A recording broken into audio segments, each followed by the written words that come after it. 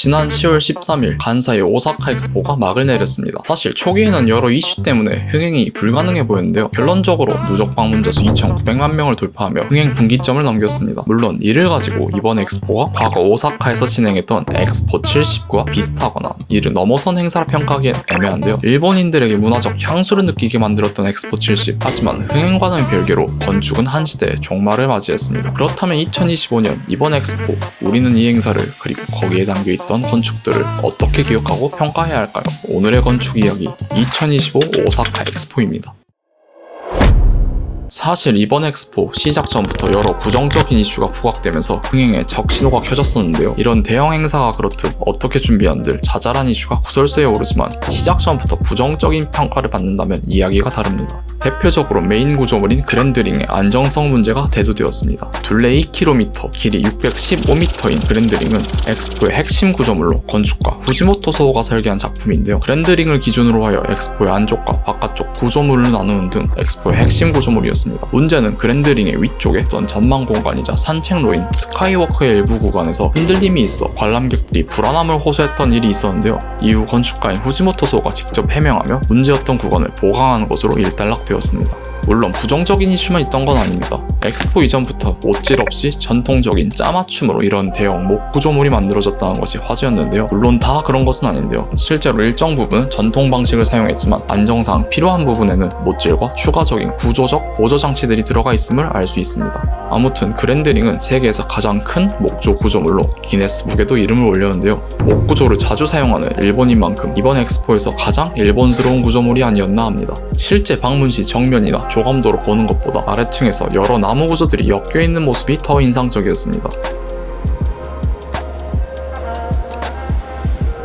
중간중간 아래쪽에서 쉴 수 있는 벤치가 있는데 여기에 사용한 목재도 엑스포 이후 재사용을 고려하여 배치했다고 합니다. 다만 사용해본 후기론 등받이도 없고 폭이 좁아서 너무 타이트하게 배치시킨 게 아닌가 아쉬움이 남았습니다. 엑스포장의 규모가 큰 만큼 하루 종일 돌아다녀야 하는데 그런 와중 휴식 장소가 불편한 건 아쉬운 요소였습니다.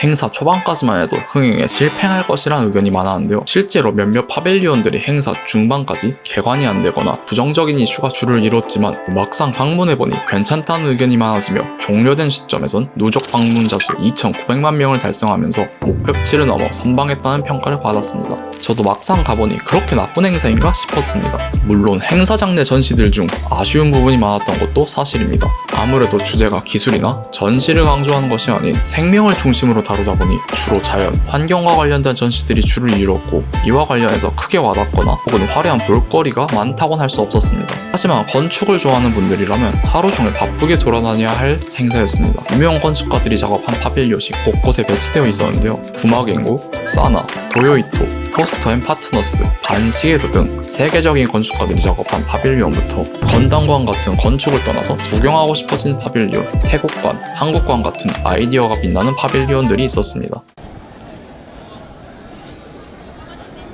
이 중 제가 방문했었던 파빌리온 베스트 4를 선정해보면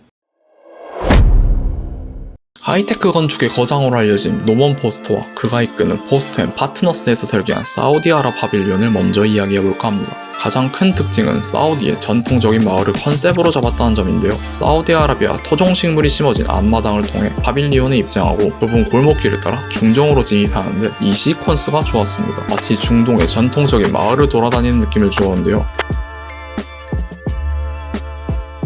실제로 평면을 보면 중정을 중심으로 각 골목들이 연결되어 있고 내부에서는 외부가 보이지 않았는데요. 저는 이런 공간이 주는 독특한 몰입감이 인상적이었습니다. 사막의 계곡을 돌아다니는 듯한 느낌을 주었는데 좁은 골목길인데 수직적으로 높은 벽들이 서 있고 외부에 사용된 외장재도 사우디산 석재를 사용해 더 그런 느낌을 주었지 않았나 생각됩니다. 이외에도 전시도 기억에 남았습니다. 아무래도 최근 사우디에서 여러 건축, 도시적 프로젝트를 많이 하다 보니 이와 관련된 홍보가 많았었는데 엑스포야말로 그런 내용들을 홍보하기 좋은 행사고 이 때문에 공간과 전시가 좋은 시너지를 냈었다 생각합니다. 다음으론 구마겐고에서 설계한 파빌리온 2종인데요. 일본에서 열리는 전시인 만큼 많은 일본 건축가들이 참여했었는데 그중 구마겐고에서 무려 4개나 파빌리온을 설계했습니다. 저는 시간이 안 돼서 전시까지 볼 수 있었던 건 카타르 파빌리온 정도였는데요. 카타르 전통 다오라고 하는 목조 보트를 모티브로 한 파빌리온입니다. 하얀 막이 배의 돛을 연상시키도록 설계되었으며 주변부에 수공간을 둬서 마치 배가 항해하는 듯한 느낌을 주었습니다. 개인적으로는 출입할 때 하부 공간이 거대한 텐트를 돌아다니는 느낌을 받아 인상적이었는데요. 백색의 외부와 반대로 외부에는 목재를 사용하여 아늑한 전시장이 주는 깔끔한 느낌이 기억에 남습니다. 파빌리온을 구경하다 보면 사실 이게 하나하나 두면 정말 화려한 디자인이지만 아무래도 행사장에 다닥다닥 붙어있으면 그런 디자인적인 부분들이 눈에 안 들어온 경우가 많은데요. 하지만 포르투갈 파빌리온은 그 중에서도 확실하게 이목을 끌었습니다. 매달린 로프와 재활용 그물로 제작되어 파도의 유동적인 흐름을 표현했는데요. 외부에서 파빌리온에 흐르는 듯한 형태가 시각적 인상을 주며 상당 부분이 마치 떠있는 것처럼 눈길을 주게 만든 파빌리온이었습니다. 사실 구마겐고 하면 나무의 건축가로도 알려져 있지만 이번 엑스포에서 선보인 파빌리온들을 보면 다른 재료들로도 실험적인 작품들을 잘 만든다는 걸 각인시킨 행사였다고 생각되네요. 마지막으로 종이의 건축가로 알려진 반시게로가 설계한 블루오션 돔입니다. 그를 상징하는 별명처럼 종이 튜브, 대나무, 탄소 섬유 강화 플라스틱 등 친환경적인 재료들로 설계되었습니다. 총 3개의 돔으로 이루어졌는데 각각 A돔이 대나무, B돔은 탄소 강화 재사용 플라스틱, C돔은 종이 튜브로 구조가 이루어져 있으며 돔의 외부는 폴리카보네이트로 구성되어 있습니다. 물론 각 재료들을 그냥 사용한 것은 아니고 대나무를 적층 과정을 통해 품질과 내구성을 확보시켰으며 종이는 재활용 골판지를 활용해 파이프를 제작해 일반적으로 사용하는 콘크리트 파일을 대체했습니다. 저는 개인적으로 처음 진입하면 보여주는 전시가 이번 엑스포에서 봤던 전시물 중 가장 기억에 남았습니다.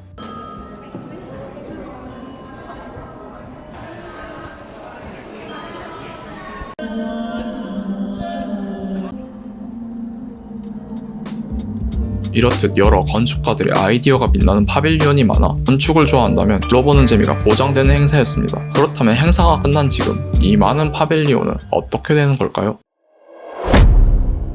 이전에 진행했던 엑스포 70의 파빌리온들은 페스티벌 플라자 구조물 중 일부와 태양의 탑을 제외하면 대부분 철거되었는데요. 이번 엑스포의 구조물들도 대부분 철거가 될 예정입니다. 보존이 되지 않는 이유를 알기 위해선 엑스포가 진행되었던 장소 유메시마부터 이야기를 해봐야 합니다. 사실 이 섬 인공적으로 지어진 섬인데요. 이전엔 쓰레기 매립지였다가 1988년 개발을 시작, 1980년대 일본의 버블 경제가 무너지며 프로젝트가 중단되었다가 이후 1990년 다시 개발, 2000년대 들어서 공사를 완료시키고 컨테이너 항만으로 사용되었는데요. 위치상 유니버셜 스튜디오와 가까워 연계를 기대한다는 반응도 있는데요. 엑스포 이후엔 해당 부지가 카지노로 활용된다 알려져 있습니다. 개인적으로는 카지노가 지어진 섬 이름이 꿈의섬 유메시마라는 게 좀 아이러니하네요. 다시 돌아와 원래 유메시마역의 계획을 보면 꽤 큰 규모의 빌딩이 들어와 오사카의 새로운 관광지역으로 만들고 싶어하는 계획이었습니다. 다만 아쉬운 점은 대부분의 파빌리온이 철거된다는 점인데요. 과거 엑스포에서도 대부분의 메타볼리즘 건축물들이 없어졌다는 점에서 한 건축 양식의 무덤이었다는 평가를 받기도 했는데요. 만약 카지노로 사용된다면 일부 파빌리온들은 부지 내에 보존해서 엔터테인먼트적 요소로 사용되어도 좋지 않을까 생각합니다. 물론 보존되는 구역도 있습니다. 렌더링의 일부분과 그 주변 파빌리온들은 행사 이후에도 보존된다 하는데요. 아무래도 목조로 이루어지며 위치가 섬인 만큼 시간이 지났을 때 유지 보수가 어려운 점을 생각하면 렌더링 해체는 불가피한 일입니다. 그럼에도 일부 구역이 남아 사용된다는 건 긍정적인 요소로 봐야겠죠.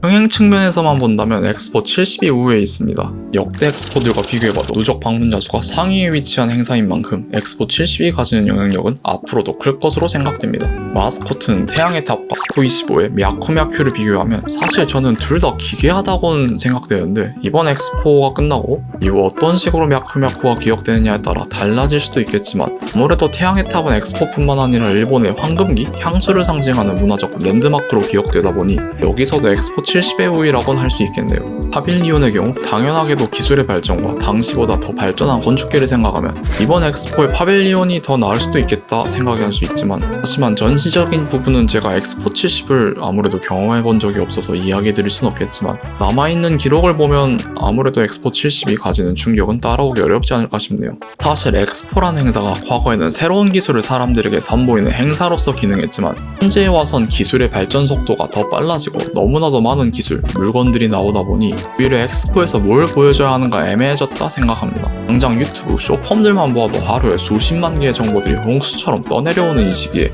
엑스포란 행사가 가지는 강점이 무엇인지, 단순히 행사를 개최하고 기술의 과시, 전시들을 모아놓는 게 어떤 경험적 차별성을 제공할 수 있는가 고민이 필요한 시기인 듯 합니다. 개인적으로는 흥행, 사후 영향력, 심지어 이후 관리 측면까지 엑스포 70의 손을 들어주고 싶습니다. 특히 사후 관리의 경우 아무래도 여행지를 선정할 때 카지노를 가는 것보단 역사적으로 중요했던 장소나 공원, 그곳에서밖에 볼 수 없는 특별한 공간이 더 눈길을 끌 수밖에 없겠죠. 결국 엑스포는 어쩔 수 없이 한시적으로 열리는 일시성을 포함하고 있어 여기 있는 파빌리온들이 시간이 지나 해체되고 잊혀질 수밖에 없습니다. 건축가 도요이토가 말했던 것처럼 그곳에 있던 건축보다 행사 자체에 대한 기억만 남고 다시 한번 현대 건축의 실패로 남을지 지켜봐야겠네요. 저는 그런 점에서 행사의 흥행을 제외하면 이번 엑스포의 건축이 아쉬움이 느껴집니다. 물론 단기간에 세계인들에게 보여지는 행사인 만큼 화려한 작품들도 중요하지만 그 이후에 어떻게 기록되고 사용되는지 고려가 필요한 시기인 것 같습니다. 단순히 여기 사용된 재료들이 재활용된다를 넘어 행사 이후에 어떻게 공간을 사용할 것인가 고민이 있었으면 좋겠어요. 단기간 쌓아올린 모래성 같은 파빌리온들이 시간이라는 파도가 지났을 때 없어지지 않고 흔적이 남았으면 합니다.